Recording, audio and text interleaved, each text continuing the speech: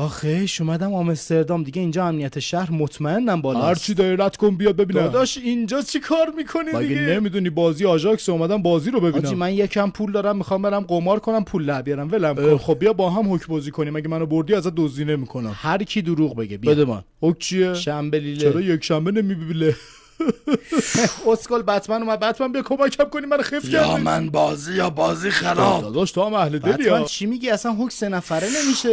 واسه بتمن همه چی میشه. دست چرا بده. میزنی؟ بیا. اسکل چرا دست میدی؟ دست کارت بده. خب بیا. دمت گرم. آس دل بازی کن. دو گیش. داداش دل باید بیای. اسکل یا اسکل نیست، برید دلتو. چی؟ داداش حالا خودتو ناراحت نکن. چشم باریدن تو رو تا دیدم، با هم بازی کرد شدم تاریک تر. چیکار کردی با دلم وای، چیکار کردی با دلم وای، چیکار کردی با دلم وای. داداش این خیلی عقده‌ایه، من کلا یه دست ازش گرفتم من عقده ایم کثافت آشغال.